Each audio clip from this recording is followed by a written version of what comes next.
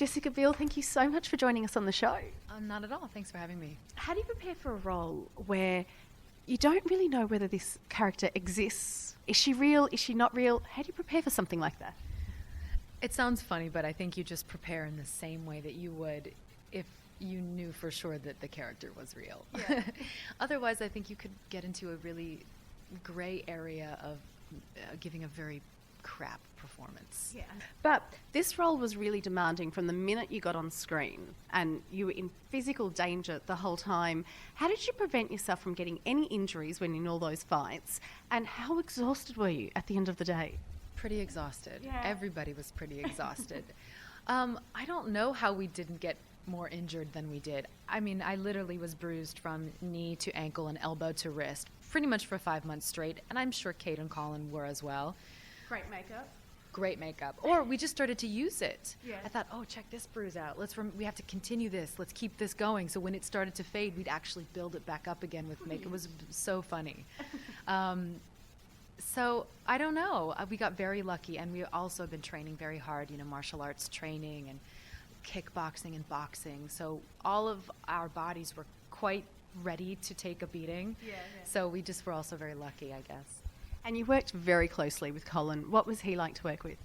He's so fun and so fantastic to work with. He was a great collaborator and a very generous actor, and someone who was really focused, and we all had to be really focused, especially him.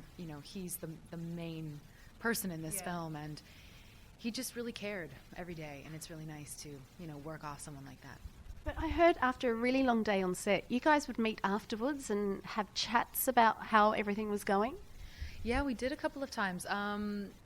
Well, it wasn't so much how everything was going as how do we make tomorrow better. Okay. We would take the scene and we would look it over, and I know Colin and Len and I would want to rewrite it, so we would all go to Len's hotel room and sit for 3 or 4 hours into the wee hours of the night and eat snacks and talk about the scene and rewrite things, and then I would argue about why I think she should say this, and he would argue why he thinks I shouldn't say that, and it's this finding this fine line of how much do you say, how much do they know, how much does my character, how patient is she with this guy who it's like the most frustrating scenario for her.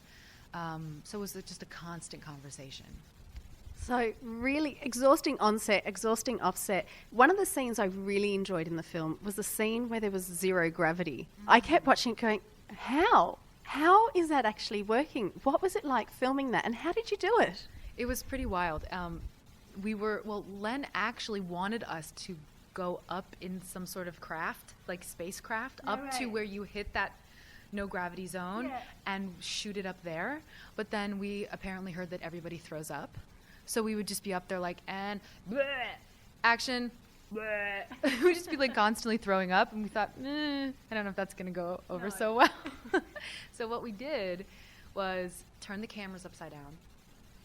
Colin and I were in a harness hanging like this from our stomach, and then we bent over backwards like this, and like we floated like this. So we were actually upside down. And that didn't make you sick?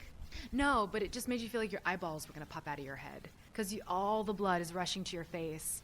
And when you do a headstand or you go upside down and your whole face is like, ooh, that's the way it felt. It was weird, very strange, kind of fun and thrilling, but bizarre. Was this one of your toughest shoots ever? Yeah, this one has been really tough, or it was very tough. Now, I've been a fan of yours since, I can't believe I'm going to say this, since Seventh Heaven days. Now that was, it went for about 10 years. How did you, and it's so different to what you're doing now, how did you break the mold of Mary? And how hard was it for Hollywood to take you seriously? It was a challenging transition for sure. I think it was 11 seasons that I was on. I was only on for 4 straight through, and then I kind of came back and made some appearances. That was a time in the business where you were either on TV or you were in film, so it was challenging. I think the best thing that I did for myself in that part of my life was do Texas Chainsaw Massacre, which was obviously very different from Seventh Heaven, but really kind of gave me a great platform to show some of my range and ability and do something really very different. So that that really being the first film that got some success after Seventh Heaven, it sort of helped me kind of make this leap. And then I just had to continue to, you know, do interesting things. Yeah. And you're doing quite varied things because you have, I can't list all the films that you have coming out in the next few months. How do you pick your roles and how do you find time to do all those films and have a bit of a personal life as well? Right. Well, you know, it's all about what's inspiring, you know. You read something and for whatever reason it's that particular character or it's that particular director or, you know, the story is just moving and for some reason you're like, I just have to do this one. I don't know why, but I feel that I must or something like that. It's very kind of instinctual for me. It's interesting that all these films are coming out right now because they were actually quite spread out when I was filming them. Yeah. And I don't know why. There's just one in a row, so it seems like it's a crazy working experience, but it actually wasn't so terribly bad. I've been able to have some kind of a balance, and you just have to make time for your life. You do, don't you? And I think that's true for every business, anybody's business. Even my friends that are in, you know, in finance or my friends that are in fashion or whatever, they're just as busy as I am. And you have to just make a point to say, I'm going to take a week to myself and I don't care. I have to, switch off the phone. You have to switch it off. Yeah. And finally, Hollywood at the moment is so into remakes, reboots, and they're not all as good as this one. So out of all the films, I mean, I have a few that I go, please don't touch this one. Which one would really get you upset if Hollywood decided to remake it? There's a few that I really love from my childhood. I think they are remaking Goonies. No, they're not. I think they might. Is that one of yours? Yes. It's kind of one of mine too. I can't believe it. But I've done so many remakes that I feel like a hypocrite. Like, don't you dare touch that. Only the ones I want to remake. Yeah. That's right. Oh, It's. no. I think they might be thinking about Goonies, and that one for me was, I grew up with that, and I just love it.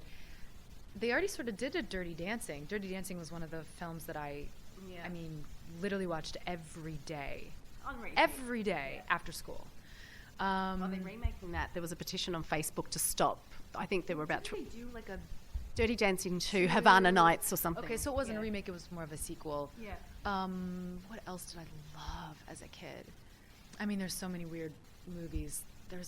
You know what I'd love to see is this, there's like a, kind of this horror movie, not a horror movie, but like a thriller called Child of Glass. Did you ever see this movie? It's like this girl and she has a doll, and the doll is like has a spirit of someone who passed, and somehow it's like crossing over. It was a thing I watched as a kid. I actually think that could be a cool remake. Okay, I'm totally freaked out, and on that note, I'm leaving. Jessica Biel, thank you so much for spending time with us. Not at all, thank you.